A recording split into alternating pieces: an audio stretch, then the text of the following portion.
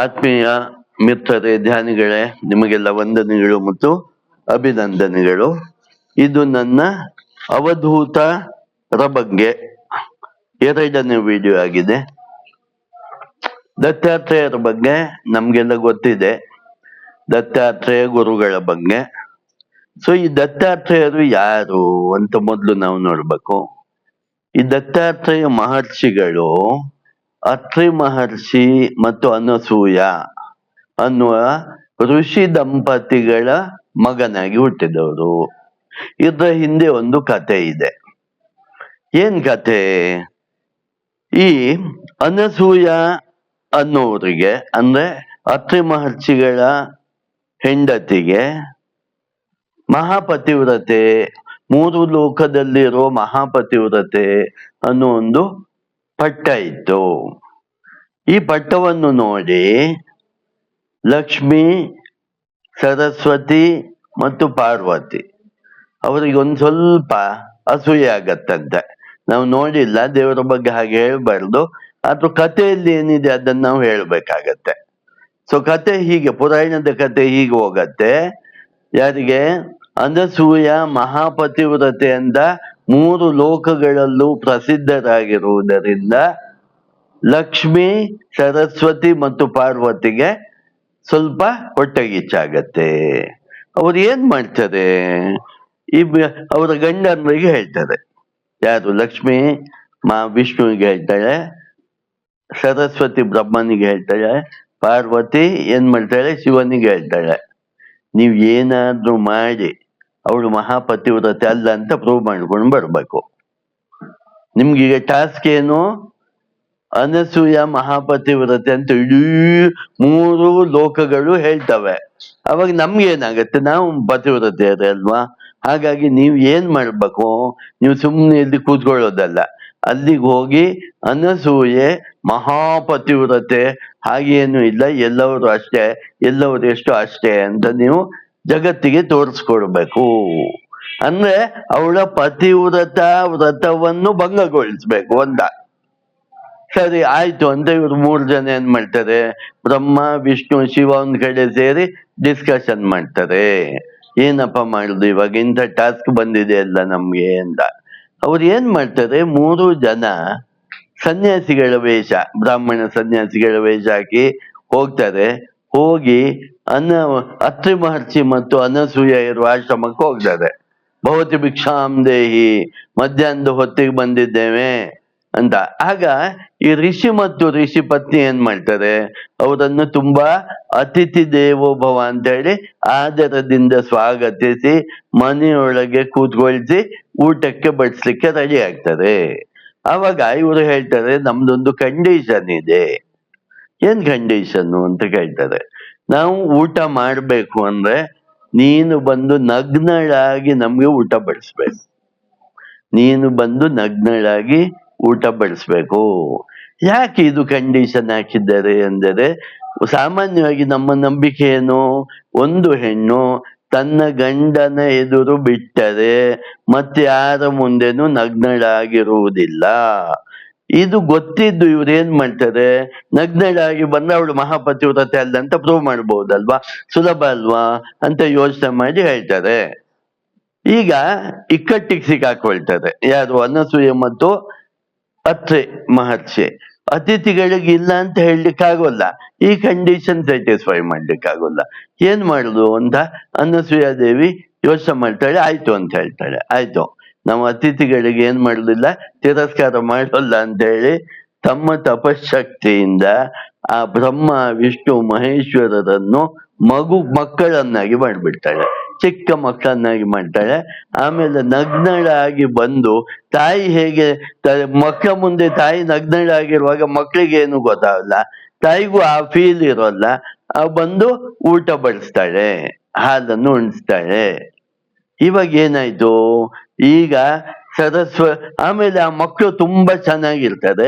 3 ತೊಟ್ಲು ಮಾಡಿ ಮಕ್ಕಳನ್ನು ತೂಗ್ತಾ ಇರ್ತಾರೆ, ಗಂಡ ಹೆಂಡತಿ ತೂಗ್ತಾ ಇರ್ತಾರೆ. ಈಗ ಪಾರ್ವತಿ, ಸರಸ್ವತಿ, ಲಕ್ಷ್ಮಿ ಕಾಯ್ತಾ ಇರ್ತಾರೆ, ನಮ್ಮ ಗಂಡರು ವಿಜಯದಿಂದ ಬರ್ತಾರೆ ಅಂತ ನೋಡಿದ್ರೆ ಅಲ್ಲಿ ಗಂಡ ವಿಜಯ ಹಾಳಾಗಿ ಹೋಗ್ಲಿ, ಗಂಡನ್ನೇ ವಾಪಸ್ ಬರೋಲ್ಲ. ಇದು ನೋಡಿ ಹುಡುಕ್ತಾ ಬರ್ತಾರೆ, ಎಲ್ಲೋಗಿದ್ದಾರಪ್ಪ ಇವರು, ಏನ್ ಇಷ್ಟೊತ್ತಾದ್ರು ಬರ್ಲಿಂದ. ಬಂದಾಗ ಅತ್ರಿ ಮಹರ್ಷಿಗಳ ಆಶ್ರಮಕ್ಕೆ ಬಂದು ನೋಡುವಾಗ 3 ಮಕ್ಕಳು ಅಳೋದು ಕೇಳ್ತತ್ತೆ. ಏನಾಯ್ತು ಅಂತ ಅವರು ದಿವ್ಯ ದೃಷ್ಟಿಯಿಂದ ನೋಡಿದಾಗ ಗೊತ್ತಾಗತ್ತೆ, ನಾವು ಯಾವುದೋ ದೊಡ್ಡ ಟಾಸ್ಕ್ ಅಂತ ಕಳ್ದಿದ್ರೆ ಈಗ ನಮ್ಮ ಗಂಡನ್ರೇ ಇಲ್ಲ, ಅವ್ರ ಮಕ್ಕಳು ಆಗಿ ಹೋಗಿದ್ದಾರೆ ಅಂತ ಬಂದು ಅತ್ರಿ ಮಹರ್ಷಿ ಮತ್ತು ಅನುಸೂಯರಲ್ಲಿ ಹೇಳ್ತಾರೆ, ನಾವು ಮಾಡಿದ್ದು ತಪ್ಪಾಯ್ತು, ದಯವಿಟ್ಟು ನಮ್ಮನ್ನು ಕ್ಷಮಿಸಿ, ನಮ್ಮ ಗಂಡನರನ್ನು ಹೇಗಿದ್ದಾರೋ ಹಾಗೆ ನಮ್ಗೆ ವಾಪಸ್ ಕೊಡಿ ಅಂತ. ಅದಕ್ಕೆ ಇವರು ಒಪ್ತಾರೆ, ಆಯ್ತು ಅಂತ ಒಪ್ತಾರೆ. ಆದ್ರೆ ಅವ್ರು ಹೇಳ್ತಾರೆ, ನಮ್ಗೆ ಸುಮಾರು ವರ್ಷದಿಂದ ಮಕ್ಕಳೇ ಇಲ್ಲ, ಹಾಗಾಗಿ ಮಕ್ಕಳಾಗ್ಬೇಕು ಅಂತ ನಮ್ಗೆ ತುಂಬಾ ಆಸೆ ಇದೆ ಅಂತ. ಆಯ್ತಪ್ಪ, ನಿಮ್ಗೆ ಮಕ್ಕಳಾಗುವಾಗ ಆಶೀರ್ವಾದ ಕೊಡೋಣ, ನಮ್ಮ ಗಂಡನನ್ನು ಸ್ವಲ್ಪ ಬಿಟ್ಟುಬಿಡಿ ಅಂತ ಹೇಳ್ತಾರೆ. ಆಯ್ತು ಅಂತ ಅವ್ರು ಏನ್ ಮಾಡ್ತಾರೆ, ಮಾಮೂಲು ಒಂದು ಮಗು ಶಿವ ಆಗತ್ತೆ, ಒಂದು ಮಗು ಬ್ರಹ್ಮ ಆಗತ್ತೆ, ಒಂದು ಮಗು ವಿಷ್ಣು ಆಗತ್ತೆ. ಆಮೇಲೆ ಇವರ ತಪಸ್ಸಿಗೆ ಮೆಚ್ಚಿ ಈ ದಂಪತಿಗಳಿಗೆ ಬ್ರಹ್ಮ ವಿಷ್ಣು ಮಹೇಶ್ವರರು ಮಕ್ಕಳಾಗ್ಲಿ ಅಂತ ವರ ಕೊಡ್ತಾರೆ. ಶಿವನ ಅನುಗ್ರಹದಿಂದ ದೂರ್ವಾಸ ಮುನಿಗಳು ಹುಡ್ತಾರೆ. ಆಮೇಲೆ ಶಿವನ ಅನುಗ್ರಹದಿಂದ ದೂರ್ವಾಸ ಮುನಿಗಳು ಹುಡ್ತಾರೆ. ಬ್ರಹ್ಮನ ಅನುಗ್ರಹದಿಂದ ಚಂದ್ರ ಹುಡ್ತಾನೆ. ಮಹಾವಿಷ್ಣುವಿನ ಅನುಗ್ರಹದಿಂದ ದತ್ತಾತ್ರೇಯರು ಹುಡ್ತಾರೆ. ಆದ್ರೆ ಈ ದತ್ತಾತ್ರೇಯರು ಹುಟ್ಲಿಕ್ಕೆ 3 ಜನ ತ್ರಿಮೂರ್ತಿಗಳ ಆಶೀರ್ವಾದ ಮತ್ತು ತ್ರಿಮೂರ್ತಿಗಳ ಗುಣಗಳು ಇರ್ತವೆ. ಅದಕ್ಕೆ ತ್ರಿಮೂರ್ತಿ ರೂಪ ದತ್ತಾತ್ರೇಯ ಅಂತ ನಾವು ಕರೀತೇವೆ. ಹಾಗಾಗಿ ನೀವು ಎಲ್ಲೇ ದತ್ತಾತ್ರೇಯ ದೇವಸ್ಥಾನಗಳಲ್ಲಿ ಹೋದ್ರೆ ದತ್ತಾತ್ರೇಯರಿಗೆ 3 ಮುಖಗಳು ಇದ್ದಾಗ ಕಾಣ್ತದೆ. ಬ್ರಹ್ಮನಿಗೆ 4 ಮುಖ ಇರೋದು, ಚತುರ್ಮುಖ ಬ್ರಹ್ಮ. 3 ಮುಖ ಇರೋದು ದತ್ತಾತ್ರೇಯರಿಗೆ. 1 ಮುಖ ಬ್ರಹ್ಮನನ್ನು ಸೂಚಿಸತ್ತೆ, 1 ಮುಖ ಶಿವನನ್ನು ಸೂಚಿಸತ್ತೆ, 1 ಮುಖ ಮಹಾವಿಷ್ಣುವನ್ನು ಸೂಚಿಸತ್ತೆ ಅಂತ ಕತೆ ಬರುತ್ತೆ. ಇದು ಇಷ್ಟು ಅವರ ಜನನದ ಕತೆ. ಈ ದತ್ತಾತ್ರೇಯರು ಮುಂದೆ ಏನಾಗ್ತಾರೆ ಅಂದ್ರೆ ಇವರು ಅವಧೂತರಾಗ್ತಾರೆ.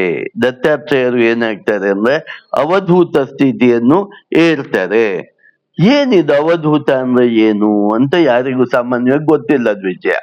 ನಮ್ಗೆ ಗೊತ್ತಿರೋದೇನು, ಬ್ರಹ್ಮಚಾರಿ ಅಂದ್ರೆ ಏನು ಅಂತ ನಮ್ಗೆ ಗೊತ್ತಿದೆ, ಗೃಹಸ್ಥ ಅಂದ್ರೆ ನಮ್ಗೇನು ಅಂತ ಗೊತ್ತಿದೆ, ವಾನಪ್ರಸ್ಥ ಅಂದ್ರೆ ಏನು ಅಂತ ಕೇಳಿದ್ದೇವೆ, ಸನ್ಯಾಸಿಗಳು ಯಾರು ಅಂತ ನಾವು ನೋಡಿದ್ದೇವೆ. ಆದ್ರೆ ಯಾರು ಇವರು ಅವಧೂತರು? ಈ ಅವಧೂತರು ಎಂದರೆ ಈ 4 ಆಶ್ರಮಗಳಿವೆ ಅಲ್ವ, ಯಾವುದು? ಬ್ರಹ್ಮಚರ್ಯ, ಗೃಹಸ್ಥ, ವಾನಪ್ರಸ್ಥ, ಸನ್ಯಾಸ. ಇದನ್ನು ಮೀರಿದವರನ್ನು ಅವಧೂತರು ಅಂತ ಹೇಳ್ತಾರೆ. ಈ 4 ಆಶ್ರಮವನ್ನು ಮೀರಿದವರು ಅವಧೂತರು ಅಂತ ಹೇಳ್ತಾರೆ. ಅಂದ್ರೆ ಏನಿದ್ರ ಅರ್ಥ ನೋಡಿ, ಇಲ್ಲಿ ಒಂದು ಸ್ವಲ್ಪ ಸ್ಪಷ್ಟವಾಗಿ ಅರ್ಥ ಮಾಡ್ಕೊಳ್ಬೇಕು. ಧರ್ಮಗ್ರಂಥಗಳು ಬ್ರಹ್ಮಚಾರಿಗೆ ಹೀಗಿರ್ಬೇಕು ಅಂತ ಕೆಲವು ಕಟ್ಟುಪಾಡುವನ್ನು ಹಾಕ್ತಾರೆ, ಗೃಹಸ್ಥರಿಗೆ ಧರ್ಮಗ್ರಂಥಗಳು ಕೆಲವು ಕಟ್ಟುಪಾಡುಗಳನ್ನು ಹಾಕ್ತಾರೆ, ವಾನಪ್ರಸ್ಥರಿಗೂ ಕೆಲವು ಕಟ್ಟುಪಾಡುಗಳು ಇವೆ, ಸನ್ಯಾಸಿಗಳಿಗೂ ಕೆಲವು ಆಶ್ರಮದ ಧರ್ಮಗಳಿವೆ. ಆದರೆ ಅವಧೂತರು ಈ ಯಾವ ಧರ್ಮಕ್ಕೂ ಸೇರಿಲ್ಲ. ಈ 4 ಆಶ್ರಮಗಳ ಧರ್ಮಕ್ಕೆ ಅವಧೂತರು ಸೇರಿಲ್ಲ. ಅವರು ಬ್ರಹ್ಮಚರ್ಯವೂ ಅಲ್ಲ, ಗೃಹಸ್ಥವೂ ಅಲ್ಲ, ವಾನಪ್ರಸ್ಥವೂ ಅಲ್ಲ, ಸನ್ಯಾಸವೂ ಅಲ್ಲ. ಹಾಗಾಗಿ ಇದನ್ನು ಮೀರಿದವರು. ಮತ್ತು ವರ್ಣಗಳು ಅಂತ ಹೇಳ್ತವೆ, ಯಾವುದು?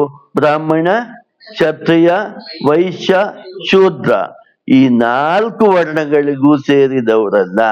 ಹಾಗಾಗಿ ಈ 4 ಆಶ್ರಮಗಳಿಗೆ ಅತೀತರಾದವರು, 4 ಧರ್ಮ ಮತ್ತು ಯಾವುದು ಆಶ್ರಮ ಮತ್ತು ವರ್ಣಗಳಿಗೆ ಅತೀತರಾದವರನ್ನು ನಾವು ಅವಧೂತರು ಅಂತ ಕರೀತೇವೆ. ದತ್ತಾತ್ರೇಯರು ಅಂತ ಅವಧೂತರು. ಅವಧೂತರಿಗೆಲ್ಲ ಅವಧೂತರು ದತ್ತಾತ್ರೇಯ ಮಹರ್ಷಿಗಳು ಅಂತ ಹೇಳ್ತೇವೆ. ಹಾಗಾದ್ರೆ ಈ ಅವಧೂತ ಅನ್ನುವ ಶಬ್ದದ ಅರ್ಥ ಏನು ಅಂದ್ರೆ, ಆಸೆಯ ಪಾಶಗಳಿಂದ ಮುಕ್ತನಾದವನನ್ನು ಅವಧೂತ ಅಂತ ಹೇಳ್ತಾರೆ. ಮನಸ್ಸು ನಿರ್ಮಲವಾಗಿ, ಯಾವುದೇ ಅಶುಚಿ ಅಂದ್ರೆ ಯಾವ ಅಶುಚಿ? ಕಾಮ, ಕ್ರೋಧ, ಲೋಭ, ಮೋಹ, ಮದ ಮತ್ಸರವಾಗಲಿ ತಮೋಗುಣ, ರಜೋಗುಣ, ಸಾತ್ವಿಕ ಗುಣಗಳಾಗಿ ಇಲ್ಲದೆ ಗುಣಾತೀತನಾಗಿರುವ ವ್ಯಕ್ತಿಯನ್ನು ಅವಧೂತ ಅಂತ ಹೇಳ್ತಾರೆ. ಮತ್ತು ಹಿಂದಿನ ಜನ್ಮದ ವಾಸನೆಗಳು ಅಂದರೆ ಯಾವುದೇ ಸಂಸ್ಕಾರಗಳು ಇಲ್ಲದೆ ಜೀರೋ ಸಂಸ್ಕಾರಗಳು ಇರುವ ಸ್ಥಿತಿಯನ್ನು ಅವಧೂತ ಅಂತ ಹೇಳ್ತಾರೆ.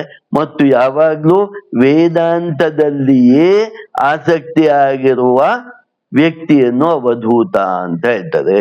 ಹಾಗಾಗಿ ನಮ್ಗೆ ಗೊತ್ತಿರ್ಬೇಕಾದ್ದು ಏನು ಅಂದ್ರೆ, ಈ ಅವಧೂತ ಸ್ಥಿತಿ ಅನ್ನೋದು ಅತ್ಯಂತ ಶ್ರೇಷ್ಠವಾದ ಸ್ಥಿತಿ. ಅವಧೂತ ಸ್ಥಿತಿ ಅನ್ನೋದು ಅತ್ಯಂತ ಶ್ರೇಷ್ಠವಾದ ಸ್ಥಿತಿ. ಕೆಲವು ಸಲ ನಾವು ಏನ್ ನೋಡ್ತೇವೆ ಗೊತ್ತಾ? ಕೆಲವರನ್ನು ಹುಚ್ಚರಾಗಿರೋರನ್ನು ನೋಡ್ತೇವೆ. ಅವರು ಡೈಲಿ ಸ್ನಾನ ಮಾಡುವುದ ಇಲ್ಲ, ಡೈಲಿ ಸಂಧ್ಯಾವನ್ನೇ ಮಾಡುದಿಲ್ಲ. ಈಗ ರಾಮಕೃಷ್ಣ ಪರಮಹಂಸರು ಕೆಲವು ಸಲ ಅವಧೂತ ಸ್ಥಿತಿಗೆ ಹೋಗ್ತಾ ಇದ್ರು. ಒಂದು ಉದಾಹರಣೆ ಏನು ಅಂದ್ರೆ, ರಾಮಕೃಷ್ಣ ಪರಮಹಂಸರು ನೋಡಿ, ಶಾರದಾ ದೇವಿಯನ್ನು ಏನ್ ಮಾಡೋರು? ಅಲಂಕಾರ ಮಾಡಿ ದೇವಿ ಅಂತ ಎಷ್ಟೋ ಸಲ ಪೂಜೆ ಮಾಡೋರು. ಇನ್ನೊಂದು ಸಂದರ್ಭ ಬರುತ್ತೆ, ನಾಯಿ ಊಟ ಮಾಡ್ತಾ ಇರತ್ತೆ, ಆ ನಾಯಿ ಊಟ ಮಾಡುವ ತಟ್ಟೆಯಲ್ಲೇ ಕೂತು ತಾವು ಊಟ ಮಾಡ್ತಾ ಇದ್ರು. ಇದು ಸಾಮಾನ್ಯ ಧರ್ಮದ ಹಾಗೆ ಕಾಣೋಲ್ಲ ಅಲ್ವಾ? ಅಂದರೆ ಅವರು ಪರಬ್ರಹ್ಮ ಸ್ವರೂಪಿಗಳೇ ಆಗಿರ್ತಾರೆ. ಈಗ ನಮ್ಗೆ ಏನಾಗತ್ತೆ, ನಾವು ಅದ್ವೈತ ಸಿದ್ಧಾಂತವನ್ನು ಹೇಳ್ತೇವೆ. ಯಾವ ಅದ್ವೈತ ಸಿದ್ಧಾಂತದಲ್ಲಿ ನಾವು ಏನ್ ಹೇಳ್ತೇವೆ? ನಾನು ಈ ದೇಹ ಅಲ್ಲ, ನಾನು ಈ ಮನಸ್ಸಲ್ಲ, ನಾನು ಈ ಬುದ್ಧಿ ಅಲ್ಲ, ನಾನು ಹಾಗಾದ್ರೆ ಕೇವಲನಾದ ಆತ್ಮ ಅಂತ ಹೇಳ್ತೇವೆ. ಆದ್ರೆ ನಾವು ಹಾಗೆ ಬದುಕ್ತೇವ? ನಾವು ಹಾಗೆ ಬದುಕೋಲ್ಲ. ನಾವು ದ್ವೈತದಲ್ಲಿದ್ದು, ದ್ವೈತ ಸಂಸಾರದಲ್ಲಿದ್ದು ಅದ್ವೈತ ಸಿದ್ಧಾಂತ ಹೇಳ್ತೇವೆ. ನಾವು ಹಾಗೆ ಬದುಕಿರೋಲ್ಲ.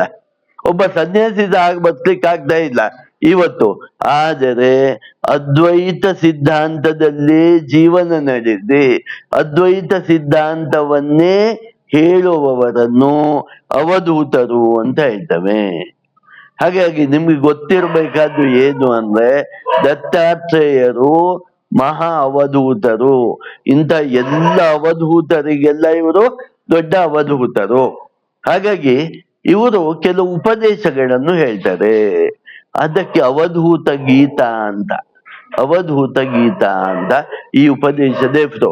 ಇದರಲ್ಲಿ ಒಂದು ಒಳ್ಳೆ ಬುಕ್ಕೆ ಸಿಗತ್ತೆ, ದತ್ತಾತ್ರೇಯರ ಅವಧೂತ ಗೀತಾ. ಇದು ಸಾಮಾನ್ಯರಿಗೆ ಅರ್ಥ ಆಗೋದಿಲ್ಲ. ಇದು ಸಾಮಾನ್ಯರಿಗೆ ಅರ್ಥ ಆಗುವ ಪುಸ್ತಕ ಅಲ್ಲ. ಯಾಕೆ ಸಾಮಾನ್ಯರಿಗೆ ಅರ್ಥ ಆಗೋಲ್ಲ ಅಂದ್ರೆ, ನಮ್ಗೆ ದ್ವೈತದಲ್ಲಿದ್ದು ಅರ್ಥ ಆಗತ್ತೆ. ದ್ವೈತದಲ್ಲಿ ಏನಿರತ್ತೆ? ದೇವರ ಪೂಜೆ ಮಾಡು, ದೇವರ ಆರಾಧನೆ ಮಾಡು, ತೀರ್ಥಯಾತ್ರೆಗೆ ಹೋಗು, ಜಪ ಮಾಡು, ಭಜನೆ ಮಾಡು, ಈ ಧ್ಯಾನ ಮಾಡು, ಇಂಥದ್ದೆಲ್ಲ ನಮ್ಗೆ ದ್ವೈತದ್ದಕ್ಕೆ ಸಂಬಂಧಪಟ್ಟದ್ದು ಅರ್ಥ ಆಗತ್ತೆ. ಅದ್ವೈತಕ್ಕೂ ಸ್ವಲ್ಪ ಕೆಲವರಿಗೆ ಅರ್ಥ ಆಗತ್ತೆ. ಆತ್ಮಚಿಂತನೆಯನ್ನೇ ಮಾಡು ಅಂತ ಅದ್ವೈತ ನಮ್ಗೆ ಸ್ವಲ್ಪ ಅರ್ಥ ಆಗತ್ತೆ. ಆದರೆ ಇದು ದ್ವೈತ ಮತ್ತು ಅದ್ವೈತ ಎರಡನ್ನೂ ಮೀರಿದ ಸಿದ್ಧಾಂತ, ಅವಧೂತ ಸಿದ್ಧಾಂತ. ಹಾಗಾಗಿ ಇದು ಸಾಕಷ್ಟು ಜನರಿಗೆ ಗೊತ್ತಿಲ್ಲ, ಸಾಕಷ್ಟು ಜನರಿಗೆ ಅರ್ಥವೂ ಆಗೋಲ್ಲ. ಈ ಈ ದತ್ತಾತ್ರೇಯರು ಏನ್ ಹೇಳ್ತಾರೆ ಅಂದ್ರೆ, ಈ ನನ್ಗೆ ಈ 24 ಗುರುಗಳು ಇದ್ದಾರೆ ಅಂತ ಹೇಳ್ತಾರೆ. ನನ್ಗೆ ಸುಮಾರು 24 ಗುರುಗಳು ಇದ್ದಾರೆ. ಪ್ರಕೃತಿಯಲ್ಲಿರುವ ಅನೇಕ ವಿಚಾರಗಳನ್ನು ಅವರು ಗುರುಗಳು ಅಂತ ಹೇಳ್ತಾರೆ. ಇದು ಎಲ್ಲಿ ಬರುತ್ತೆ ಅಂದ್ರೆ, ಭಾಗವತಮಲ್ಲಿ ಬರುತ್ತೆ. ಈ ಉದ್ಧವ ಗೀತೆಯಲ್ಲಿ ಶ್ರೀಕೃಷ್ಣ ಪರಮಾತ್ಮನು ಉದ್ಧವನಿಗೆ ಅಲ್ಲಿ ಒಂದು 7ನೇ ಚಾಪ್ಟರ್ ನಲ್ಲೂ ಎಲ್ಲೋ ಬರುತ್ತೆ, ಅವಧೂತ ಗೀತೆಯನ್ನು ರೆಫರ್ ಮಾಡಿ ಹೇಳ್ತಾರೆ. ಉದ್ಧವ ಗೀತೆಯಲ್ಲಿ ಏನು, ಇದರಲ್ಲಿ ಯಾರ್ಯಾರು ನನ್ನ ಗುರುಗಳಾಗಿದ್ರು ಅಂತ ಇದರಲ್ಲಿ 24 ಗುರುಗಳನ್ನು ಹೇಳ್ತಾ ಹೋಗ್ತಾರೆ. ನೋಡಿ, ಕೆಲವರನ್ನು ನಾವು ನೋಡೋಣ. ಅವರು ದತ್ತಾತ್ರೇಯರು ಹೇಳ್ತಾರೆ, ಭೂಮಿಯನ್ನು ನಾನು ಗುರು ಅಂತ ತಗೊಂಡಿದ್ದೇನೆ. ಯಾಕೆ ತಗೊಂಡಿದ್ದೇನೆ? ಈಗ ಗುರುವನ್ನು ತಗೊಂಡು ಅವನಿಂದ ನಾವು ಏನೇ ಕಲಿಬೇಕಲ್ವಾ? ನಾನು ಭೂಮಿ ತಾಯಿಯ ಸಹನೆ, ಭೂಮಿ ತಾಯಿಯನ್ನು ನೋಡಿ ಭೂಮಿ ತಾಯಿಗಿರುವ ಸಹನೆಯನ್ನು ಕಲ್ತಿದ್ದೇನೆ. ಈಗ ಭೂಮಿ ತಾಯಿಯ ಸಹನೆ ಅಂದ್ರೆ ಏನು? ನಾವು ಭೂಮಿ ಮೇಲೆ ನಿಲ್ತೇವೆ, ನಡೆದಾಡ್ತೇವೆ, ಭೂಮಿಯನ್ನು ಅಗಿತೇವೆ, ಆದ್ರೂ ಭೂದೇವಿ ನಮ್ಮನ್ನು ಸಹನೆಯಿಂದ ಕಾಪಾಡ್ತಾಳೆ. ಆದ್ರಿಂದ ಭೂಮಿಯಿಂದ ನಾನು ಸಹನೆಯನ್ನು ಕಲ್ತಿದ್ದೇನೆ ಅಂತ ಹೇಳ್ತಾರೆ. ಮತ್ತು ಗಾಳಿಯಿಂದ ನಾನು ಡಿಟ್ಯಾಚ್ಮೆಂಟ್ ಅನ್ನು ಕಲ್ತಿದ್ದೇನೆ ಅಂತ ಹೇಳ್ತಾರೆ. ಡಿಟ್ಯಾಚ್ಮೆಂಟ್ ಅಂದ್ರೆ ಯಾವುದಕ್ಕೂ ಗಾಳಿ ಅಂಟಿಕೊಳ್ಳೋದಿಲ್ಲ, ತನ್ನಿಂದ ತಾನೇ ಎಲ್ಲಾ ಪ್ರದೇಶದಲ್ಲೂ ಅದು ಏನ್ ಮಾಡತ್ತೆ, ಹೋಗ್ತಾ ಇರತ್ತೆ. ಒಳ್ಳೇದಿದ್ರು ತಗೊಂಡು ಹೋಗತ್ತೆ, ಕೆಟ್ಟದಿದ್ರು ತಗೊಂಡು ಹೋಗತ್ತೆ. ಯಾವುದೇ ಭೇದ ಭಾವವಿಲ್ಲದೆ ಗಾಳಿ ಎಲ್ಲವನ್ನೂ ತನ್ನ ಜೊತೆಗೆ ಕರ್ಕೊಂಡು ಹೋಗತ್ತೆ. ಅದನ್ನು ನಾನು ಗಾಳಿಯಿಂದ ಕಲ್ತೆ ಅಂತ ಹೇಳ್ತಾರೆ. ಯಾರು? ದತ್ತಾತ್ರೇಯರು ಹೇಳ್ತಾರೆ. ಅಂದ್ರೆ ಇದ್ ನಾವು ಕಲಿಬೇಕು ಅಂತ. ದತ್ತಾತ್ರೇಯರು ಯಾರಿಗೆ ಹೇಳೋದು? ಇದ್ ನಮ್ಗೆ ಹೇಳೋದು. ಇದ್ ಕತೆ ನೋಡುವಾಗ ಏನಾಗತ್ತೆ, ದತ್ತಾತ್ರೇಯರು ಹೇಳ್ತಾ ಇರ್ತಾನೆ, ಹೇಳು ಬಿಡು ನಮ್ಗೇನು ಅಂತ. ಅಂದ್ರೆ ನಾವು ಆ ಭೂಮಿಯ ಸಹನೆಯನ್ನು ನಾವು ಕಲಿಬೇಕು. ಹೇಗೆ ಗಾಳಿ ಎಂತ ಒಳ್ಳೇದೋ ಕೆಟ್ಟದ್ದು ಎಲ್ಲವನ್ನೂ ತನ್ನ ಜೊತೆಗೆ ನಾನು ನಿರ್ಲಿಪ್ತವಾಗಿದ್ದು ಎಲ್ಲವನ್ನೂ ತಗೊಂಡು ಹೋಗತ್ತೋ, ಹಾಗೆ ನಾವು ಜೀವನದಲ್ಲಿ ಒಳ್ಳೇದೋ ಕೆಟ್ಟದೋ ನಾವು ನಿರ್ಲಿಪ್ತರಾಗಿ ಎಲ್ಲದರ ಜೊತೆಗೆ ಹೋಗ್ಬೇಕು ಅಂತ ಹೇಳ್ತಾರೆ. ಆಮೇಲೆ ಆಕಾಶದಿಂದ ಏನ್ ಕಲ್ತೆ ಅಂತ ಹೇಳ್ತಾರೆ. ಆಕಾಶ ಅದಕ್ಕೊಂದು ಮಿತಿ ಇಲ್ಲ, ಇನ್ಫೈನೈಟ್ ಅಂತೇವೆ. ಆಕಾಶಕ್ಕೆ ಒಂದು ಮಿತಿ ಇಲ್ಲ, ಅದು ಯಾವುದಕ್ಕೂ ಅಟ್ಯಾಚ್ ಆಗೋಲ್ಲ. ಆಕಾಶ ಆಕಾಶದಲ್ಲಿ ಎಲ್ಲಾ ಗ್ರಹಗಳು ಇವೆ, ಆದರೆ ಯಾವ ಗ್ರಹಕ್ಕೂ ಅದು ಅಟ್ಯಾಚ್ ಆಗೋಲ್ಲ. ತಾನು ಅಟ್ಯಾಚು ಆಗೋಲ್ಲ, ಬೇರೆಯವರು ತನ್ಗೆ ಅಟ್ಯಾಚ್ ಆಗ್ಲಿಕ್ಕೂ ಬಿಡೋಲ್ಲ. ಆಕಾಶ ತತ್ವ ಅಂದ್ರೆ ಏನು? ತಾನು ಯಾರಿಗೂ ಅಟ್ಯಾಚು ಆಗೋಲ್ಲ, ಬೇರೆಯವರು ತನ್ಗೆ ಅಟ್ಯಾಚ್ ಆಗ್ಲಿಕ್ಕೂ ಬಿಡೋಲ್ಲ. ನಾವು ಏನ್ ಮಾಡ್ತೇವೆ, ನಾವು ಯಾರಾದ್ರೂ ಒಂದ್ 2 ದಿನ ಫ್ರೆಂಡ್ ಆದ್ರೆ ಸಾಕು, ಅಟ್ಯಾಚ್, ನಾವು ಅವರಿಗೆ ಅಟ್ಯಾಚ್ ಆಗ್ತೇವೆ. ನಾವು ಅಟ್ಯಾಚ್ ಆದ ಕರ್ಮಕ್ಕೆ ಅವ್ರು ನಮ್ಗೆ ಅಟ್ಯಾಚ್ ಆಗ್ಲೇಬೇಕು ಅಂದ್ಕೊಳ್ತೇವೆ.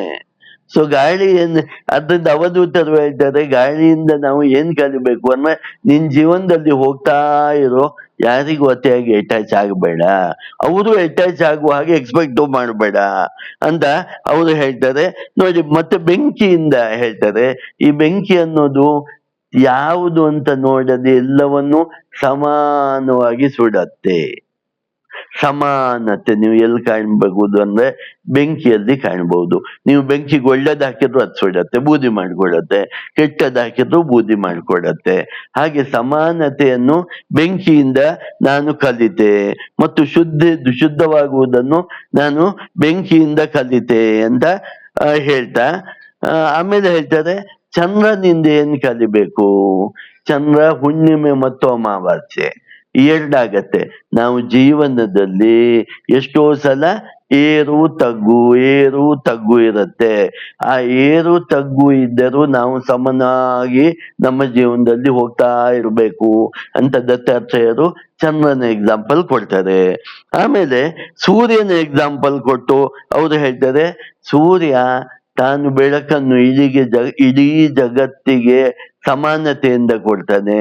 ಆದ್ರಿಂದ ಯಾರಿಂದ ಏನನ್ನು ಎಕ್ಸ್ಪೆಕ್ಟ್ ಮಾಡೋಲ್ಲ, ಯಾರಿಂದ ಏನನ್ನು ಪ್ರತಿಫಲ ಅಪೇಕ್ಷೆ ಇಲ್ಲದೆ ತಾನು ಮಾಡುವುದನ್ನು ಮಾಡ್ತಾ ಹೋಗೋದು ನಾನು ಸೂರ್ಯನಿಂದ ಕಲಿತೆ ಅಂತ ಹೇಳ್ತಾ, ಹಾಗೆ ನಾವು ನಮ್ಮ ಎಕ್ಸ್ಪೆಕ್ಟೇಷನ್ ಎಷ್ಟು ಕಡಿಮೆ ಇಟ್ಕೊಳ್ತೇವೋ ಅಷ್ಟು ನಾವು ಸಂತೋಷವಾಗಿರುತ್ತೇವೆ ಅಂತ ಇಲ್ಲಿ ಹೇಳ್ತಾ ಮುಂದೆ ಹೇಳ್ತಾರೆ, ಹಾವು ತನ್ಗೆ ಏನ್ ಸಹಜವಾಗಿ ಸಿಗತ್ತೋ ಅದನ್ನು ತಿಂದುಕೊಂಡು ತೃಪ್ತವಾಗಿರತ್ತೆ. ಹಾಗಾಗಿ ಜೀವನದಲ್ಲಿ ನಾವು ಏನೇನು ಬರುತ್ತೋ ಅದು ಯಾವುದೇ ಸ್ಥಿತಿ ಬಂದರೂ ಸಂತೋಷವಾಗಿರುವುದನ್ನು ಕಲಿಬೇಕು ಅಂತ ಹೇಳ್ತಾರೆ. ಆಮೇಲೆ ಸಾಗರದಿಂದ ನಾನು ಸಮುದ್ರದಿಂದ ಕಲಿತೆ ಅಂತ ಏನ್ ಹೇಳ್ತಾರೆ ಅಂದ್ರೆ, ಸಾಗರದ ಆಳಕ್ಕೆ ಹೋದಾಗ ಅದು ಶಾಂತವಾಗಿರತ್ತೆ. ಸಾಗರದ ಸರ್ಫೇಸ್ ಅಲ್ಲಿ ಮಾತ್ರ ಏನು ನಮ್ಗೆ ಅಲೆಗಳು ಕಾಣಿಸತ್ತೆ, ಸಾಗರದ ಒಳಗೆ ಹೋದಾಗ ಶಾಂತವಾಗಿರತ್ತೆ. ಅದನ್ನು ಅವ್ರು ಏನ್ ಹೇಳ್ತಾರೆ, ನಮ್ಮೊಳಗೆ ನಾವು ಇದ್ದಾಗ ನಾವು ತುಂಬಾ ಶಾಂತವಾಗಿರೋದನ್ನು ಕಲಿಬೇಕು. ನಾವು ಸರ್ಫೇಸ್ ಅಲ್ಲಿ ಈ ಜಗತ್ತಿನಲ್ಲಿ ನಡೆದಾಡುವಾಗ, ಈ ಜಗತ್ತಿನ ಜನರ ಜೊತೆಗೆ ಇರುವಾಗ ಹೇಗೆ ಇದ್ದರೂ ನಮ್ಮ ಜೊತೆಗೆ ನಾವು ಇದ್ದಾಗ, ಅಂದ್ರೆ ಧ್ಯಾನ ಸ್ಥಿತಿಯಲ್ಲಿ ನಾವು ಹೋಗ್ಲೇಬೇಕು. ಆ ಧ್ಯಾನ ಸ್ಥಿತಿಯಲ್ಲಿ ನಾವು ಆಳವಾಗಿ ಧ್ಯಾನ ಸ್ಥಿತಿಗೆ ಹೋಗ್ಬೇಕು ಅಂತ ಹೇಳ್ತಾರೆ. ಆಮೇಲೆ ಇನ್ನೊಂದು, ಜೇನು ನೊಣದಿಂದ ನಾನು ಕಲ್ತೆ ಅಂತ ಹೇಳ್ತಾರೆ.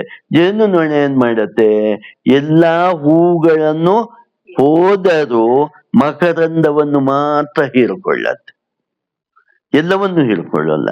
ಅಲ್ಲಿ ಸತ್ವವನ್ನು, ಮಕರಂದವನ್ನು ಮಾತ್ರ ಹೀರ್ಕೊಳ್ಳತ್ತೆ.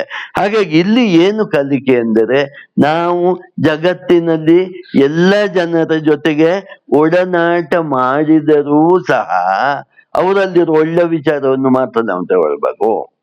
ಅವರಲ್ಲಿರೋ ಕೆಟ್ಟ ವಿಚಾರದ ಬಗ್ಗೆ ನಾವು ಯೋಚನೆ ಮಾಡಬಾರ್ದು. ಹೇಗೆ ಜೇನ್ನೋಣ ಮಕರಂದವನ್ನು ಮಾತ್ರ ತಗೊಂಡು ಜೇನು ಕೊಡತ್ತೋ, ಹಾಗೆ ನಾವು ಒಳ್ಳೆ ವಿಚಾರವನ್ನು ಮಾತ್ರ ತಗೊಂಡು ಪರಿಪೂರ್ಣರಾಗಬೇಕು ಅಂತ ಜೇನು ನೊಣದಿಂದ ನಾನು ಕಲಿತೆ ಅಂತ ಹೇಳ್ತಾರೆ. ಆನೆಯಿಂದ ಏನ್ ಕಲಿತೆ ಅಂದ್ರೆ, ಆನೆ ಗುಂಪಿನಲ್ಲಿದ್ದಾಗ ಅದು ದೇಹದಾಢ್ಯ ಅಷ್ಟಿದ್ರೂ ಅದು ಸೌಮ್ಯವಾಗೇ ಇರತ್ತೆ, ಅದು ಬೇರೆಯವ್ರ ಸುದ್ದಿಗೆ ಹೋಗಲ್ಲ. ಒಂಟಿ ಸಲಗ ಒಂದು ಬಿಟ್ಟು ಬಿಟ್ರೆ ಆನೆಗಳು ಅವರ ಗುಂಪಿಗೆ ಅವರಷ್ಟಕ್ಕೆ ಅವರು ಹೋಗ್ತಾ ಇರ್ತಾರೆ. ಅದು ದೇಹದಾಢ್ಯ ಇದ್ದರೂ ಸುಮ್ನೆ ಯಾರಿಗೂ ಡಿಸ್ಟರ್ಬ್ ಮಾಡೋಲ್ಲ ಸಾಮಾನ್ಯವಾಗಿ ಅಂತ. ಮತ್ತೆ ಹೇಳ್ತಾರೆ, ವೇಶ್ಯೆಯಿಂದಲೂ ಒಂದು ವಿಷಯ ಕಲಿಬೇಕು ಅಂತ. ವೇಶ್ಯೆಯಿಂದಲೂ ಕಲಿಬೇಕು ಯಾವುದು, ಅಟ್ಯಾಚ್ಡ್ ಡಿಟ್ಯಾಚ್ಮೆಂಟ್. ಇದು ಸ್ವಾಮಿ ವಿವೇಕಾನಂದರು ಹೇಳುವ ಒಂದು ದೊಡ್ಡ ತತ್ವ, ಅಟ್ಯಾಚ್ಡ್ ಡಿಟ್ಯಾಚ್ಮೆಂಟ್ ಅಂತ. ನೀನು ಆ ಸಂದರ್ಭದಲ್ಲಿ ಅಟ್ಯಾಚ್ ಆದಂತೆ ತೋರಿದರೂ ನೀನು ಅಟ್ಯಾಚ್ ಅಲ್ಲಿಲ್ಲ. ನೋಡಿ, ಯಾಕೆ ಇಲ್ಲಿ ವೇಶ್ಯೆ ಪಿಂಗಳ ಅಂತ ಹೇಳ್ತಾರೆ, ಇಲ್ಲಿ ಸಂಸ್ಕೃತದಲ್ಲಿ ಶಬ್ದ ಬರುತ್ತೆ. ಯಾಕೆ ವೇಶ್ಯೆ ಎಕ್ಸಾಂಪಲ್ ತಗೊಂಡ್ರು ಅಂತ ನಮ್ಗನ್ಸತ್ತೆ. ಒಂದು ವೇಶ್ಯೆ ತನ್ನ ಜೊತೆಗೆ ಬಂದ ಪುರುಷನಿಗೆ ಸುಖವನ್ನು ಕೊಡುವಾಗ ತಾನು ಅವನ ಜೊತೆಗೆ ತುಂಬಾ ಅಟ್ಯಾಚ್ ಆಗಿದ್ದಾಳೆ ಅಂತ ತೋರಿಸ್ಕೊಳ್ತಾಳೆ, ಆದ್ರೆ ನಿಜವಾಗಿ ಅವಳೇನು ಅಟ್ಯಾಚ್ ಆಗಿಲ್ಲ. ಅದೇ ತರ ನಾವು ಈ ಜಗತ್ತಿನಲ್ಲಿದ್ದಾಗ, ನಾವು ಹೊರಮುಖವಾಗಿ ನೋಡಿದಾಗ ಎಲ್ಲ ವಿಷಯದಲ್ಲೂ ನಾವು ಅಟ್ಯಾಚ್ ಆಗಿದ್ದೇವೆ. ನನ್ನ ಗಂಡ ಅಟ್ಯಾಚ್ಡ್, ನನ್ನ ಮಕ್ಕಳು ಅಟ್ಯಾಚ್ಡ್, ನನ್ನ ಮನೆ ಅಟ್ಯಾಚ್ಡ್, ನನ್ನ ಸ್ನೇಹಿತರು ಅಟ್ಯಾಚ್ಡ್ ಅಂತ ತೋರಿಸಿಕೊಂಡರು ನಾವು ಯಾರಿಗೂ ಅಟ್ಯಾಚ್ ಆಗಬಾರ್ದು, ನಮ್ಮಲ್ಲಿ ಮಾತ್ರ ನಾವು ಅಟ್ಯಾಚ್ ಆಗಿರ್ಬೇಕು. ಹೀಗೆ ಅನೇಕ ಉದಾಹರಣೆಯನ್ನು ಇಲ್ಲಿ ದತ್ತಾತ್ರೇಯರು ಕೊಡ್ತಾರೆ. ಇದರಿಂದ ನಾವು ಕಲಿಬೇಕು ಅಂತ ಹೇಳ್ತಾರೆ. ಇಲ್ಲಿ ದತ್ತಾತ್ರೇಯರ ಮೂಲಭೂತ ಉಪದೇಶಗಳು ಏನು, ಇದು ಹೀಗೆ 24 ಗುರುಗಳನ್ನು ಹೇಳ್ತಾರೆ. ನೀವು ಇಲ್ಲಿ ಅವ್ರು ಏನು ಹೇಳ್ತಾ ಇದ್ದಾರೆ ಅಂದ್ರೆ, ನೀವು ಸ್ವಲ್ಪ ಸೂಕ್ಷ್ಮವಾಗಿ ನೋಡಿದರೆ ಪ್ರತಿಯೊಂದು ಜೀವಿಯಿಂದಲೂ ಪ್ರಕೃತಿಯಿಂದಲೂ ಒಂದೊಂದು ವಿಷಯವನ್ನು ನಾವು ಕಲೀಲಿಕ್ಕಾಗತ್ತೆ. ನಾವು ನೆಗೆಟಿವ್ ಆಗಿ ನೋಡದೆ ಸುಮ್ಮನೆ ನೋಡ್ತಾ ಇದ್ರೆ ನಾವು ಅವರಿಂದ ಒಂದೊಂದು ವಿಷಯವನ್ನು ನಾವು ಕಲೀಲಿಕ್ಕಾಗತ್ತೆ. ಅಂದ್ರೆ ಪ್ರತಿಯೊಂದರಲ್ಲೂ ಒಂದು ಶಕ್ತಿ ಇದೆ, ಅದನ್ನು ನಾವು ಸೂಕ್ಷ್ಮ ದೃಷ್ಟಿಯಿಂದ ನೋಡಿದರೆ ಅವರನ್ನೇ ನಾವು ಗುರುಗಳಾಗಿ ತಗೊಳ್ಳಬಹುದು. ನಾವು ಸಾಮಾನ್ಯವಾಗಿ ಏನಂತೇವೆ, ಗುರು ಅಂದ್ರೆ ಒಬ್ಬ ವ್ಯಕ್ತಿಯೇ ಆಗಿರ್ಬೇಕು, ಮನುಷ್ಯನೇ ಆಗಿರ್ಬೇಕು, ಪಂಡಿತನೇ ಆಗಿರ್ಬೇಕು ಅನ್ಕೊಳ್ತೇವೆ. ಹಾಗೇನು ಇಲ್ಲ ಅನ್ನೋದಕ್ಕಿಲ್ಲಿ ಈ ಎಕ್ಸಾಂಪಲ್ ಹೇಳ್ತಾರೆ. ನೀವು ಸೂಕ್ಷ್ಮತೆ ಇದ್ದರೆ ನೀವು ಪ್ರತಿಯೊಂದು ವಿಷಯದಲ್ಲೂ ನೀವು ಕಲಿಕೆ ಮಾಡಬಹುದು ಅಂತ ಹೇಳ್ತಾ ಮುಂದುವರಿತಾ, ದತ್ತಾತ್ರೇಯರಿದು ಮೂಲಭೂತವಾಗಿ ಯಾವ ಸಿದ್ಧಾಂತ ಅಂತ ನಾವು ನೋಡ್ಬೇಕು. ಇದು ಈ ಸಿದ್ಧಾಂತಕ್ಕೆ ಹೋದಾಗ ದ್ವೈತ ಸಿದ್ಧಾಂತ ಅಂತೂ ಅಲ್ಲ. ಬೇಸಿಕಲಿ ನಾವು ನೋಡ್ಬೇಕಾದ್ದು ದ್ವೈತ ಸಿದ್ಧಾಂತ ಅಂದ್ರೆ ಏನು, ಪೂಜೆ ಮಾಡೋದು, ಆಮೇಲೆ ತೀರ್ಥಯಾತ್ರೆಗಳನ್ನು ಮಾಡೋದು, ಅಥವಾ ದೇವಸ್ಥಾನಗಳಿಗೆ ಹೋಗೋದು, ಇದೆಲ್ಲ ಅಲ್ಲ. ಹಾಗಾದ್ರೆ ಅದ್ವೈತ ಸಿದ್ಧಾಂತನು ಅಂದ್ರೆ, ಹೌದು ಅದ್ವೈತ ಸಿದ್ಧಾಂತ ಅನ್ಸತ್ತೆ. ಇಲ್ಲಿ ದತ್ತಾತ್ರೇಯರು ಹೇಳ್ತಾರೆ, ನೀವು ನಿಮ್ಮ ಪರಬ್ರಹ್ಮ ಸ್ವರೂಪವನ್ನು ನೋಡಬೇಕು ಅಂತ. ನಾವು ದೇಹ ಮನಸ್ಸು ಬುದ್ಧಿ ಇದಲ್ಲದ ಸ್ಥಿತಿಯೇ ಪರಬ್ರಹ್ಮ ಸ್ವರೂಪವಾದ ಸ್ಥಿತಿ. ಆ ಸ್ಥಿತಿಯನ್ನು ಒಬ್ಬನು ತನ್ನ ಜೀವಮಾನದಲ್ಲಿ ಹೊಂದಬೇಕು ಅಂತ ಇಲ್ಲಿ ಅವಧೂತ ಗೀತೆಯಲ್ಲಿ ಹೇಳ್ತಾರೆ. ಇಲ್ಲಿ ಅವಧೂತ ಗೀತೆಯಲ್ಲಿ ತುಂಬಾ ಸಲ ಆಕಾಶದ ಎಕ್ಸಾಂಪಲ್ ಕೊಡ್ತಾರೆ. ನೀವು ಈ ಸ್ಥಿತಿಯನ್ನು ಏರಬೇಕಾದರೆ ನೀವು ಯಾವುದಕ್ಕೂ ಅಂಟಿಕೊಳ್ಳಬಾರದು, ಯಾವುದನ್ನು ಅಂಟಿಸಿಕೊಳ್ಳಬಾರದು. ನೀವು ಯಾವುದಕ್ಕೂ ಅಂಟಬಾರದು ಮತ್ತು ಯಾವದನ್ನು ನೀವು ಅಂಟಿಸಿಕೊಳ್ಳಲು ಬಾರದು.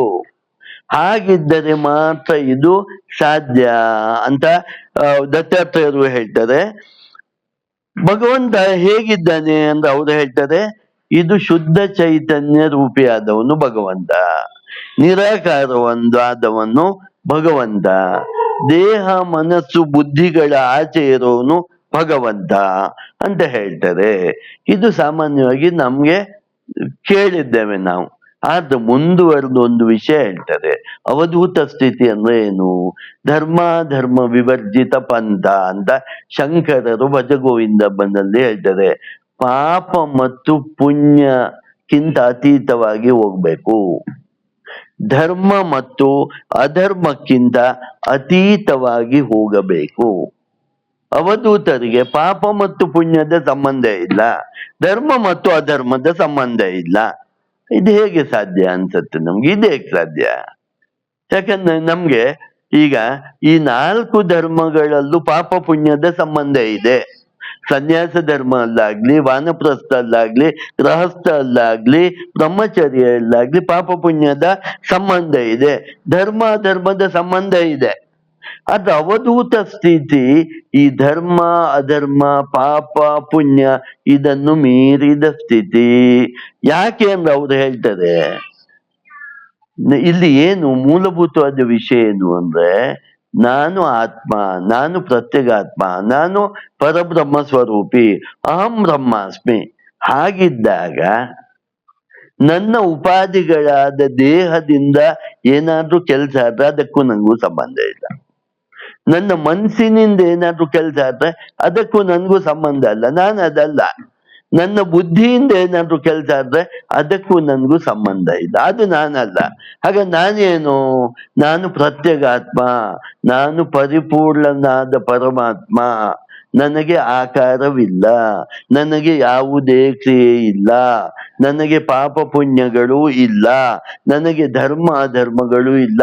ಈ ಎಲ್ಲಕ್ಕಿಂತ ಮೇಲೆ ಹೋದವನು ನಾನು ಅಂತ ಯಾರು ಅಂದುಕೊಳ್ಳುತ್ತಾರೋ, ಯಾರು ಹಾಗೆ ಜೀವಿಸುತ್ತಾರೋ ಅವರನ್ನು ನಾವು ಅವಧೂತರು ಅಂತ ಹೇಳ್ತೇವೆ. ಈ ಅವಧೂತ ಸ್ಥಿತಿ ಅನ್ನೋದು ಸಾಕ್ಷಾತ್ ಪರಬ್ರಹ್ಮ ಸ್ಥಿತಿ ಅಂತ ನಾವು ಅಂದುಕೊಳ್ಳಬಹುದು. ಅದು ಅಂದುಕೊಳ್ಳಬಹುದು ಅಲ್ಲ, ಇದು ಸಾಕ್ಷಾತ್ ಪರಬ್ರಹ್ಮ ಸ್ಥಿತಿಯೇ ಆಗಿದೆ. ಇಲ್ಲಿ ಇನ್ನೊಂದು, ಈ ಅವಧೂತ ಗೀತೆಯಲ್ಲಿ ಒಂದು ವಿಷಯ ಬರ್ತದೆ. ಏನ್ ವಿಷಯ ಬರುತ್ತೆ? ಅವರು ಹೇಳ್ತಾರೆ, ನಾನು ತೀರ್ಥಯಾತ್ರೆಗೆ ನಾನು ತೀರ್ಥಯಾತ್ರೆಗೆ ಹೋಗಿ, ಇಲ್ಲೊಂದು ನೋಡಿ ಈ ಶಬ್ದ, ನಾವು ಏನ್ ಮಾಡ್ತೇವೆ? ಪಾದಯಾತ್ರೆ ಮಾಡ್ತೇವೆ, ತಿರುಪತಿಗೆ ಹೋಗ್ತೇವೆ, ಪಾದಯಾತ್ರೆ ಮೂಲಕ ಹೋಗ್ತೇವೆ. ಇಲ್ಲಿ ಅವಧೂತರು ಹೇಳ್ತಾರೆ, ಹೇ ಭಗವಂತ, ಹೇ ಆತ್ಮಸ್ವರೂಪಿಯಾದ ಭಗವಂತ ಅಂದ್ರೆ ಅವರೇ ಅಥವಾ ನಾವೇ, ನಾನು ತೀರ್ಥಯಾತ್ರೆ ಮಾಡಿ, ಇದ್ ನೀವು ಇನ್ನೆಲ್ಲೂ ಕೇಳಿಸ್ಕೊಳ್ಳಲ್ಲ, ದಯವಿಟ್ಟು ಸ್ವಲ್ಪ ಕೇಳಿಸ್ಕೊಳ್ಳಿ. ತೀರ್ಥಯಾತ್ರೆ ಮಾಡಿ, ಪಾದಯಾತ್ರೆ ಮಾಡಿ, ನಿನ್ನ ಮೂರ್ತಿಯನ್ನು ನೋಡ್ಲಿಕ್ಕೆ ಬಂದು, ದೇವಸ್ಥಾನಕ್ಕೆ ಬಂದು ನಿನ್ನನ್ನು ನಾನು ಅವಮಾನ ಮಾಡಿದೆ. ಹೇಗಪ್ಪ ಇದು? ಇದೇಗೆ? ಯಾಕಂದ್ರೆ ನೀನು ಸರ್ವವ್ಯಾಪಕನಾಗಿದ್ಯಾ ಅಂತ ನಾವು ದಿನಾಗ್ಲೂ ಎದ್ದು ಹೇಳ್ತೇವೆ. ಭಗವಂತನು ಸರ್ವವ್ಯಾಪಕನಾಗಿದ್ದಾನೆ ಅಂತ ನಾವು ಹೇಳ್ತೇವೆ. ಸರ್ವವ್ಯಾಪಕನಾಗಿದ್ಯಾ ಅಂತ ಬಾಯಿಯಲ್ಲಿ ಹೇಳಿ, ನಾನು ಪಾದಯಾತ್ರೆ ಮಾಡಿ ತೀರ್ಥಯಾತ್ರೆ ಮಾಡಿ ನೀನು ಸರ್ವವ್ಯಾಪಕ ಅಲ್ಲ ಅಂತ ನಾನು ಪ್ರೂವ್ ಮಾಡ್ಲಿಕ್ಕೆ ಹೊರಟಿದ್ದೇನೆ. ನನ್ನ ಈ ತಪ್ಪನ್ನು ಕ್ಷಮಿಸು. ಇದು ನಿಮ್ಗೆ ಇನ್ನೆಲ್ಲೂ ಕಾಣಿಸೋಲ್ಲ. ಇದು ಅವಧೂತ ಗೀತೆಯಲ್ಲಿ ಬಿಟ್ರೆ ಹೀಗೆ ಕಾಣಿಸೋಲ್ಲ. ನಾನು ಪಾದಯಾತ್ರೆ ಮಾಡಿ ತೀರ್ಥಯಾತ್ರೆ ಮಾಡಿ ಸರ್ವವ್ಯಾಪಕನಾಗಿರುವ ನಿನ್ನನ್ನು ನೀನು ಸರ್ವವ್ಯಾಪಕ ಅಲ್ಲ, ನೀನು ಅಲ್ಲಿ ಮಾತ್ರ ನೆಲೆಸಿದ್ದೀಯ ಅಂತ ನಾನು ನಿನ್ನನ್ನು ಅವಮಾನ ಮಾಡ್ತಾ ಇದ್ದೇನೆ, ದಯವಿಟ್ಟು ನನ್ನನ್ನು ಕ್ಷಮಿಸು ಅಂತ ಒಂದು ಕಡೆ ಹೇಳ್ತದೆ. ಇನ್ನೊಂದು ಕಡೆ ಹೇಳ್ತದೆ, ನಿನ್ನನ್ನು ಧ್ಯಾನ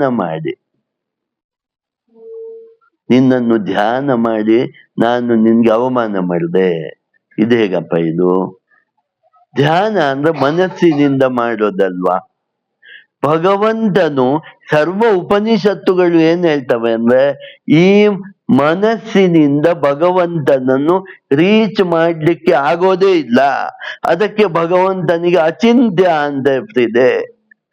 ಯಾವುದು ಮನಸ್ಸಿನಿಂದ ನಿನ್ನನ್ನು ಮುಟ್ಟಲೇ ಆಗುವುದಿಲ್ಲವೋ ಅಂತಹ ನಿನ್ನನ್ನು ನಾನು ಧ್ಯಾನ ಅಂತ ಮಾಡಿ ಮನಸ್ಸಿನಿಂದ ಮುಟ್ಟಿದ್ದೇನೆ ಅಂತ ಹೇಳಿ ನಿನ್ಗೆ ಅವಮಾನ ಮಾಡಿದ್ದೇನೆ, ದಯವಿಟ್ಟು ನನ್ನನ್ನು ಕ್ಷಮಿಸು. ನೋಡಿ ಇನ್ನೆಲ್ಲಿ ಸಿಗತ್ತೆ ಇಂಥದ್ದು ಉಪದೇಶ. ಮೂರನೇದು ಹೇಳ್ತಾರೆ, ನಿನ್ನನ್ನು ಸ್ತುತಿಸಿ ನಾನು ಅವಮಾನ ಮಾಡಿದ್ದೇನೆ. ನಾವು ಏನು ಹೇಳ್ತೇವೆ? ದೇವರನ್ನು ಸ್ತುತಿಸ್ಬೇಕು, ಪಾರಾಯಣ ಮಾಡ್ಬೇಕು, ದೇವರ ಪೂಜೆ ಮಾಡ್ಬೇಕು, ನಾಮ ಜಪ ಮಾಡ್ಬೇಕು ಅಂತ ಹೇಳ್ತವೆ. ಈಗ ಇಲ್ಲಿ ಅವಧೂತರು ಹೇಳ್ತಾರೆ, ನಿನ್ನನ್ನು ಸ್ತುತಿಸಿ ನಾನು ನಿನ್ಗೆ ಅವಮಾನ ಮಾಡ್ತಾ ಇದ್ದೇನೆ.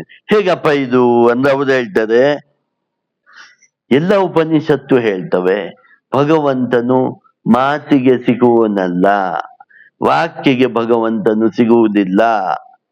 ನೀನು ಮಾತಿಗೆ ಸಿಗುವನಲ್ಲ ಅಂತ ಗೊತ್ತಿದ್ದರು, ಎಲ್ಲ ಉಪನಿಷತ್ತುಗಳು ಹೇಳಿದ್ದರು, ನೀನು ಮಾತಿಗೆ ಸಿಗುತ್ತೀಯಾ ಅಂತ ತಿಳಿದು ನಾನು ಏನ್ ಮಾಡಿದ್ದೇನೆ? ನಿನ್ನನ್ನು ಸ್ತುತಿ ಮಾಡಿದ್ದೇನೆ. ಹಾಗಾಗಿ ನಿನ್ನನ್ನು ಅವಮಾನ ಮಾಡಿದ್ದೇನೆ.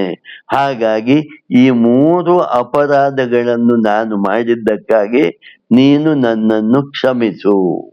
ನೋಡಿ, ಇದು ಸನ್ಯಾಸ ಧರ್ಮದಲ್ಲಿ ಬರೋಲ್ಲ, ಗೃಹಸ್ಥ ಧರ್ಮದಲ್ಲಿ ಬರೋಲ್ಲ, ವಾನಪ್ರಸ್ಥ ಅಲ್ಲಿ ಬರೋಲ್ಲ, ಬ್ರಹ್ಮಚಾರಿ ಧರ್ಮದಲ್ಲಿ ಹೀಗ್ ಬರೋಲ್ಲ, ಅವಧೂತ ಸ್ಥಿತಿಯಲ್ಲಿ ಬರುತ್ತೆ. ಯಾಕಿದು ಹೀಗೆ ಬರುತ್ತೆ ಅಂದ್ರೆ, ನಾನೇ ಭಗವಂತ ಅಂತ ಗೊತ್ತಾದ್ಮೇಲೆ ಯಾರನ್ನ ನಾನು ಧ್ಯಾನ ಮಾಡ್ಲಿ?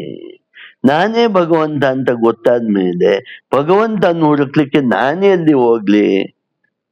ಈ ತರ ಬರುತ್ತೆ. ಅದಕ್ಕೆ ಇದು ದ್ವೈತ ಅದ್ವೈತಗಳನ್ನು ಮೀರಿದ ಒಂದು ತತ್ವ ಆಗಿದೆ. ಅವರು ಹೇಳ್ತಾರೆ, ಗಗನದಂತೆ ಇರುವ ಸತ್ಯವನ್ನು ಓಂ ಎಂದು ಕರೆಯುತ್ತಾರೆ ಅಂತ ಹೇಳ್ತಾರೆ. ಗಗನದಂತೆ ಇರುವ ಸತ್ಯವನ್ನು ಓಂ ಅಂತ ಕರೆಯುತ್ತಾರೆ ಅಂತ ಹೇಳ್ತಾರೆ. ಹಾಗಾಗಿ ಉಪಾಧಿಯೇ ಇಲ್ಲದ ನನಗೆ ಅಂದ್ರೆ ಆತ್ಮನಿಗೆ ಅಂದ್ರೆ ನಮ್ಗೆ ಉಪಾಧಿ ಇಲ್ಲ ಅಂತ ತಿಳ್ಕೊಳ್ಬೇಕು ಅಂತ. ನಾನು ದೇಹ ಅಲ್ಲ ಅಂತ ತಿಳ್ಕೊಳ್ಬೇಕು, ನಾನು ಮನಸ್ಸಲ್ಲ ಅಂತ ತಿಳ್ಕೊಳ್ಬೇಕು, ನಾನು ಬುದ್ಧಿ ಅಲ್ಲ ಅಂತ ತಿಳ್ಕೊಳ್ಬೇಕು, ನಾನು ಅಂತಃಕರಣ ಅಲ್ಲ ಅಂತ ತಿಳ್ಕೊಳ್ಬೇಕು, ನಾನು ಸಾಕ್ಷಾತ್ ಪರಬ್ರಹ್ಮ ಸ್ವರೂಪಿಯಾದ ಪ್ರತ್ಯಗಾತ್ಮ ಅಂತ ನೀನು ತಿಳಿದುಕೊಂಡದ್ದೇ ಆದರೆ ಯಾಕೆ ಆಚರಿಸ್ತಾ ಇಲ್ಲ ಅಂದ್ರೆ ನೀನ್ ಸರಿಯಾಗಿ ತಿಳ್ಕೊಂಡಿಲ್ಲ. ಇದನ್ನು ತಿಳಿದುಕೊಂಡಂತೆ ಅಭಿನಯಿಸ್ತಾ ಇದ್ಯಾ. ನೀನು ತಿಳಿದುಕೊಂಡರೆ ಯಾವ ದೇವರನ್ನು ಪೂಜಿಸ್ತೀಯಾ?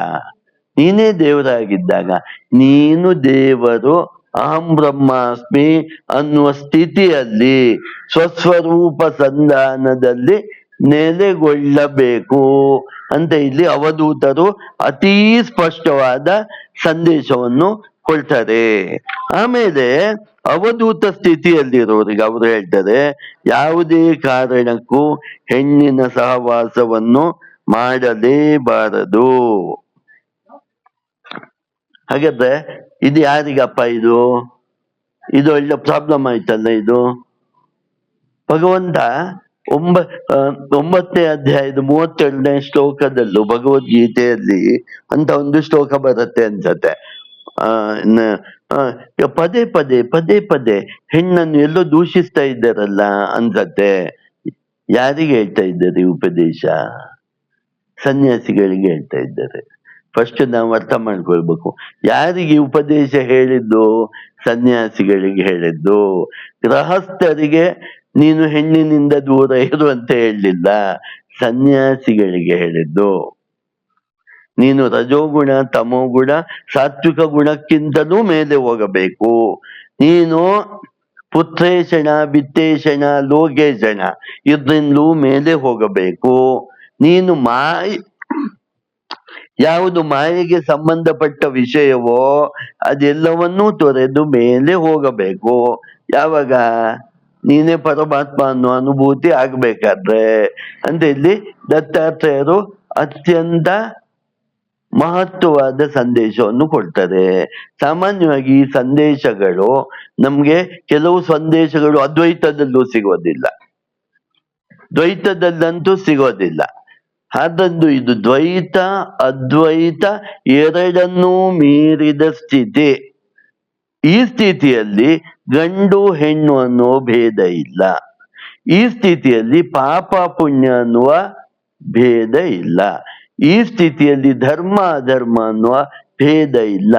ಏಕೆಂದರೆ ಆತ್ಮನಿಗೆ ಯಾವ ರೂಪವೂ ಇಲ್ಲ, ಆತ್ಮನಿಗೆ ಯಾವ ಗುಣವೂ ಇಲ್ಲ, ಆತ್ಮನಿಗೆ ಯಾವ ಕರ್ತವ್ಯವೂ ಇಲ್ಲ. ಹಾಗಾಗಿ ಇದನ್ನು ಸ್ವಲ್ಪ ಅರ್ಥ ಮಾಡ್ಕೊಳ್ಬೇಕಾದ್ರೆ ನಾವು ಸ್ವಲ್ಪ ವಿಚಾರ ಮಾಡಿಕೊಂಡೇ ಅರ್ಥ ಮಾಡ್ಕೊಳ್ತಾ ಹೋಗ್ಬೇಕು ಅನ್ನುವಲ್ಲಿಗೆ ಈ ವಿಡಿಯೋವನ್ನು ಮುಗಿಸ್ತಾ ಇದ್ದೇನೆ. ನಿಮ್ಗೆಲ್ಲ ವಂದನೆಗಳು ಮತ್ತು ಅಭಿನಂದನೆಗಳು. ಸಿಸ್ಟಮ್ ಒಂದೇ, ಜಗದ್ಗುರುಂ.